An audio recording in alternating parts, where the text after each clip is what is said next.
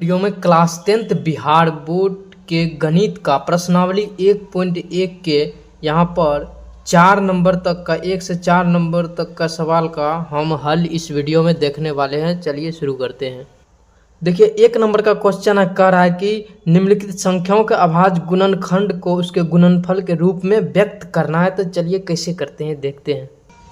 1 number question था 140। तो देखिए इसको हम तोड़ लेते हैं। 2 से लगाएं तो 70 आएगा, फिर 2 से लगाएंगे तो 35 आएगा, फिर 5 से लगाएंगे तो 7 आएगा। फिर देखिए 140 का कितना गुणनखंड है। तो देखिए 1 2 है, 1 5, 1 2 है, 2 2 है, 1 5 है, 1 7 है। तो यानी कि हम उसको गुणनफल के रूप में व्यक्त कर, यही हो गया गुणनफल का रूप। लेकिन उसको थोड़ा और सीधा करने के लिए हम 2 का स्क्वायर लगा देंगे, क्योंकि 2 कितना है, 2 है। यहाँ पर एक गुणाम पावर के जोड़ होता है, एक पावर यहाँ पर, एक पावर यहाँ पर, 1 1 2 हो जाएगा। और 5 है, 7 है, इसी इसका आंसर हो जाएगा यही।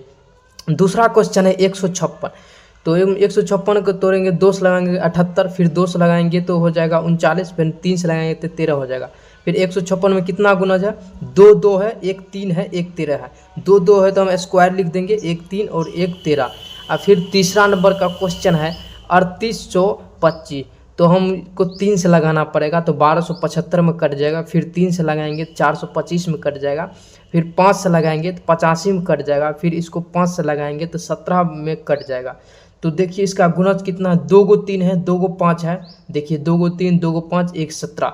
2 गो 3 है तो 3 का स्क्वायर, 2 गो 5 है तो 5 का स्क्वायर, और 17 है तो गुणा में यहाँ पर 17 लिख देंगे। यहाँ पर मिस्टेक हो गया, 7 लिखा है।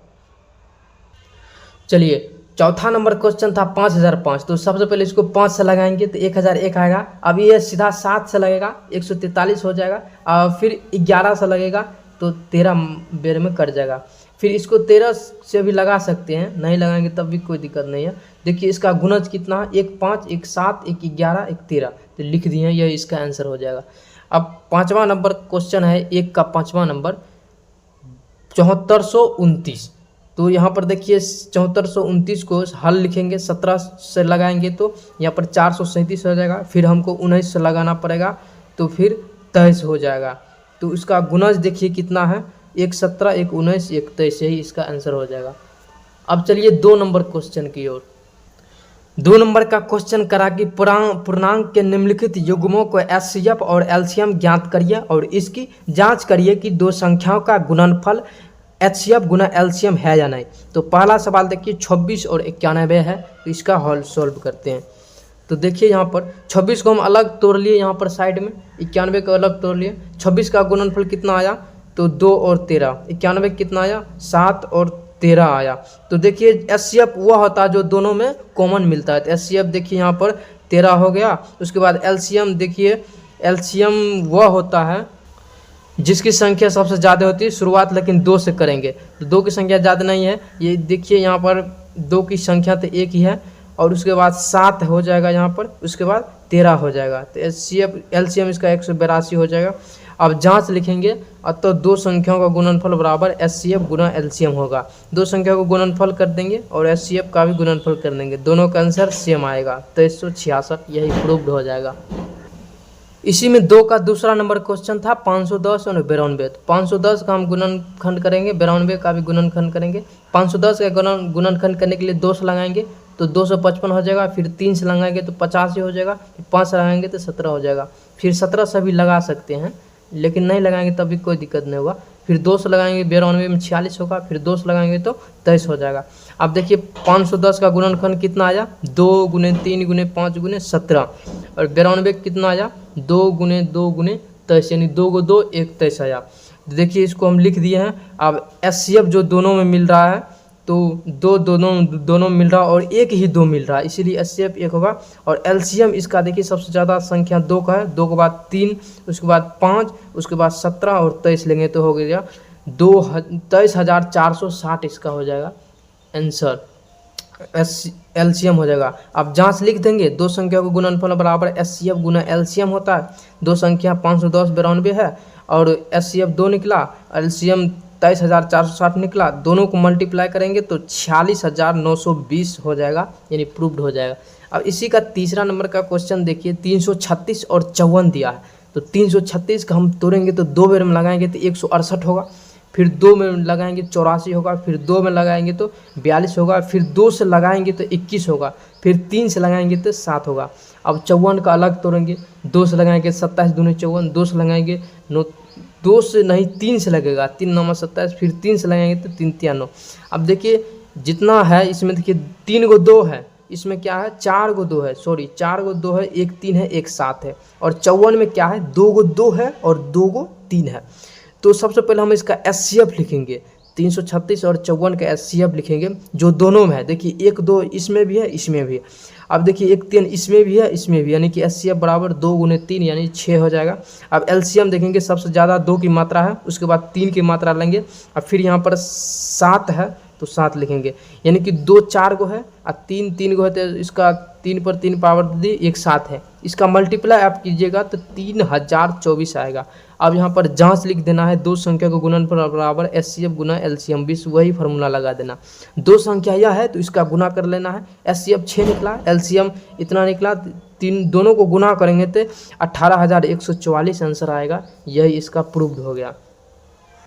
अब चलिए तीसरा नंबर क्वेश्चन कहता है कि अभाज्य गुणनखंड के विधि के द्वारा इसको एचसीएफ और एलसीएम ज्ञात करना है। पहला क्वेश्चन है 12, 15, 21। तो चलिए तीनों को हम तोड़ते हैं पहले, फिर एचसीएफ और एलसीएम निकालते हैं, गुणनखंड करते हैं।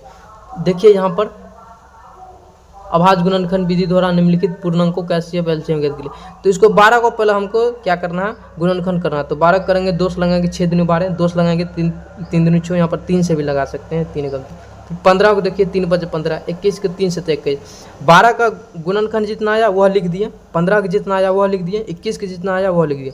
अब एचसीएफ 12, 15 और 21 के लिखना। देखिए एचसीएफ में तीनों में मिलना चाहिए समान, तो 3 है, इसमें भी 3 है, इसमें भी 3 है, तीनों मिल गया।